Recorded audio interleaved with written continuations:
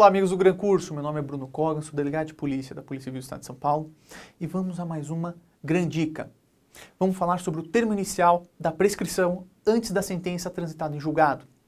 Meus amigos, o artigo 111 traz três hipóteses que são muito conhecidas. Primeiro, termo inicial, quando consuma-se o crime. Segunda, no caso de tentativa, quando se interrompe a ação criminosa. E terceiro, no caso dos crimes permanentes, quando se cessa a permanência. Esses três casos são aqueles bem conhecidos, aqueles que nós vemos no dia a dia, os crimes mais costumeiros. Agora existem outras duas hipóteses que já são um pouquinho mais difíceis de ver. Vamos falar sobre essas duas. A primeira envolve toda aquela alteração nos assentos públicos, em registros públicos. Essas alterações, por envolverem o registro propriamente, não é apenas um documento qualquer, não é apenas uma informação que transita, mas ela transita no lugar em que nós temos segurança jurídica sobre as informações. Nesse caso, o legislador penal deu um regramento bem duro, bem diferenciado.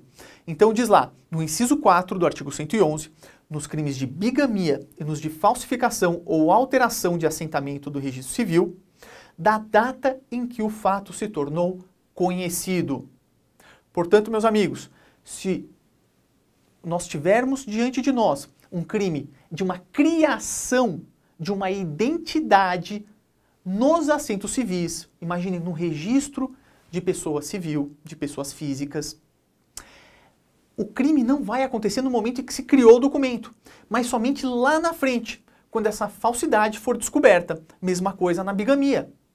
Uma pessoa que se casa duas vezes, com dois casamentos válidos, o crime dele terá prescrição por termo inicial apenas no momento que for descoberto, então é lá na frente. Agora, nós temos mais uma hipótese nova. Essa não veio no texto original do Código Penal, nem naquela reforma de 1984 da parte geral. Ela veio em 2012. O legislador, percebendo que existe uma figura nefasta, que impedia, inclusive, muitas vezes, a apuração das infrações penais, em razão da proximidade da criança e do adolescente vítima de crimes contra a dignidade sexual com aquela pessoa que tem autoridade, muitas vezes até a autoridade familiar, o poder familiar. Então veio um novo inciso ao artigo 111. Olha lá, é o inciso 5. Nos crimes contra a dignidade sexual de crianças e adolescentes previstos neste código ou em legislação especial, da data em que a vítima completar 18 anos, salvo se a esse tempo já houver sido proposta ação penal. Meus amigos, atentem-se apenas para um detalhe. Essa regra de prescrição é uma regra que influi na existência e na apuração do próprio crime, por isso tem uma natureza penal.